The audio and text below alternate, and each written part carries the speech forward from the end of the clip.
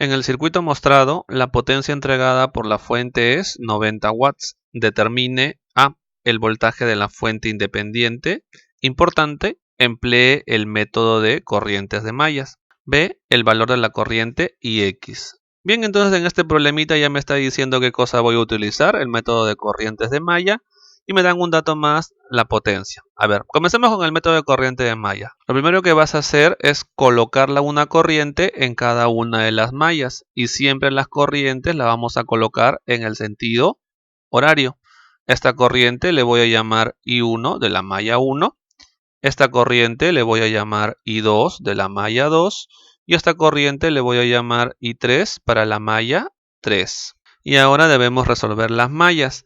Básicamente vamos a tener tres ecuaciones para tres incógnitas. Pero si revisamos en este momento el circuito, estamos observando que hay 6 incógnitas, que son las tres corrientes de malla, la corriente I triangulito y la corriente IX, y además también el voltaje de la fuente.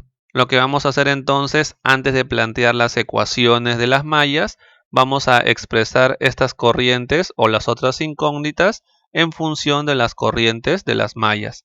Por ejemplo, es fácil darse cuenta que esta corriente I triangulito es la corriente I2, porque esta corriente I triangulito es la misma corriente que pasa por esta resistencia de 8 ohm.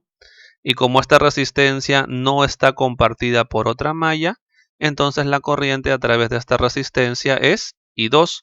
O sea que tenemos aquí un primer planteamiento. I2 es I triangulito. Ahora vamos a ver qué pasa con IX. Mira qué es lo que sucede con IX.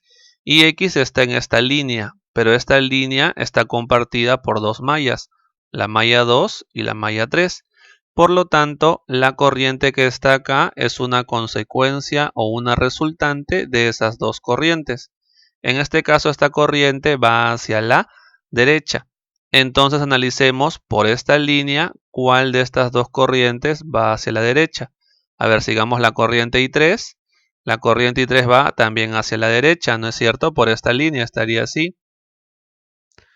Quiere decir entonces que esta corriente va a ser I3. Y fíjate que la corriente I2 va en el sentido contrario de esta flechita, ¿cierto? Las flechitas están en sentido contrario, por lo tanto en ese caso restamos I2. Y esa es la corriente IX. Y aquí planteamos entonces que IX es igual a I3 menos I2. Y ahora solamente nos queda expresar BI en función de alguna corriente. Y para eso justamente tenemos por aquí un dato que dice que la potencia entregada por la fuente es igual a 90 watts. Entonces, como este elemento entrega potencia, la corriente a través de él debe salir por el más.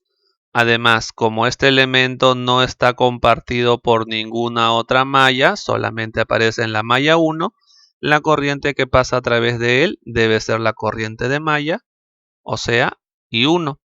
Y entonces utilizamos el dato. La potencia en la fuente BI dice que es igual a 90.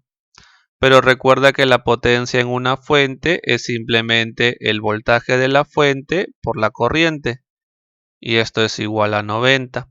Y de aquí lo que voy a hacer es despejar BI. Porque recuerda que mi objetivo ahorita es expresar todo en función de las corrientes de malla. Entonces ya tenemos aquí otra expresión más, aparte de las dos anteriores. Y ahora sí, comenzamos a resolver entonces cada una de las mallas. Indicamos por aquí la malla 1. Comenzamos entonces, primero con las fuentes, recuerda, para el método de corrientes de malla, primero las fuentes. De menos a más, aquí aumenta, sumamos esa fuente, BI. De más a menos, disminuye, ¿no es cierto? Restamos esa fuente, 5 y triangulito. Ya está, ya analicé todas las fuentes y ahora comenzamos con el método. I1 multiplicado por la suma de todas las resistencias de esta malla, que son 2, 4, 5, o sea, va a ser, 2, 4, 1, o sea que esto va a ser 7. ¿Listo?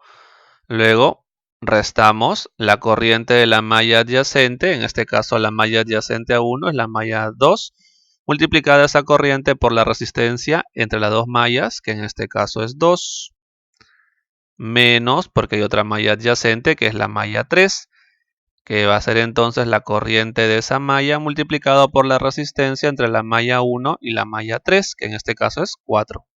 Pero recuerda que este BI lo conozco, este BI es 90 entre I1. Y este I triangulito también lo conozco, es I2. Entonces expresamos la primera ecuación. Continuamos ahora con la malla 2. En este caso para la malla 2 no hay ninguna fuente, por lo tanto colocamos aquí 0.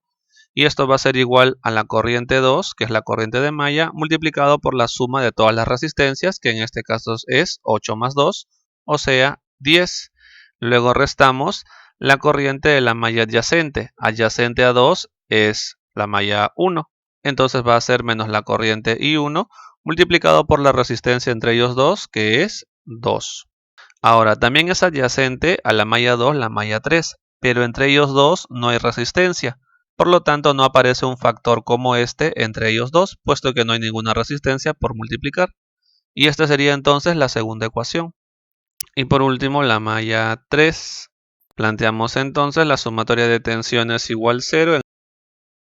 Como no hay ninguna fuente, en este caso la sumatoria de tensiones de las fuentes es 0. La corriente de la malla es I3, que va a estar multiplicado por la suma de todas las resistencias, que es 8, ¿no es cierto? La resistencia total en esta malla es 4 más 4. Y luego restamos la corriente de la malla adyacente, que es la malla 1, multiplicado por la resistencia entre las dos mallas, que es 4. Nuevamente, entre la malla 2 y la malla 3 no hay ninguna resistencia común, así que por eso no aparece un factor para I2.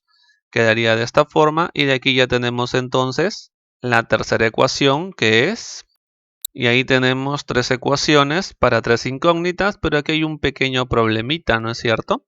El problema que surge es que en esta primera ecuación aparece I1 dividiendo. Entonces no voy a poder utilizar directamente la calculadora para resolver esto. Lo que debemos hacer es, en esta primera ecuación, reemplazar estas cantidades. Básicamente todo tenemos que hacerlo en función de I1. Entonces de aquí vamos a despejar I1. A ver, por aquí va a ser I2 igual a I1 entre 5. De aquí lo mismo. I3 es igual a I1 entre 2. La idea es que todo esté en función de la misma variable para que pueda ser resuelto en una sola ecuación. A ver, reemplazamos. Esto de aquí va a ser 0. Esto va a ser 7i1 menos 90 i1 más 3 y reemplazamos aquí. I2 es i1 quintos menos 4 y 3, que es I1 medios. Y operando esto obtenemos la siguiente ecuación. 5,6 I1 menos 90 entre I1. Y aquí tenemos lo siguiente, ¿no? 5,6 por I1 es igual a 90 entre I1. Quedando entonces que I1 al cuadrado va a ser igual a 90 entre 5,6, obteniendo de ahí la corriente I1, que es 4 amperes. Bueno, sería más menos 4 amperes, ¿no es cierto? Pero sabemos que esta corriente tiene que ser positiva. ¿Por qué tiene que ser positiva? Porque esta fuente entrega potencia. Y si la fuente entrega potencia, esa corriente tiene que ir necesariamente hacia arriba. Si tomamos la parte negativa, la corriente iría hacia abajo, lo cual sería absurdo porque en ese caso la fuente estaría consumiendo potencia e iría en contra de lo que indica el problema. Entonces recuerda, cuando entrega potencia la corriente sale y ahorita para que esta corriente salga debe ser positiva, por eso el valor de 4 amperes. Y con este valor podemos hallar lo demás, que es la corriente I2 y la corriente I3. Pero lo que me pide el problema no son esas corrientes, sino lo que me pide el problema es el voltaje de la fuente independiente. En este caso el voltaje de la fuente independiente, recuerda que es BI, y como ya tengo I1, ya puedo hallar entonces BI. Vamos indicando por aquí. BI es igual a 90 entre 4. Y esto es 22,5 voltios. Y esa es entonces la respuesta a la preguntita A. Y luego, ¿qué es lo que me pide la preguntita B? Bueno, directo lo que me pide la preguntita B. Me dice que haya la corriente IX. Aquí está la corriente IX. I3 ya lo hemos hallado, es 2 amperes. Y el I2 también lo hemos hallado, es 4/5. Y de ahí tenemos entonces la corriente I3, IX, perdón, que es 1,2 amperes. Y eso sería entonces la respuesta a la preguntita B. Y ahí termina entonces este problemita.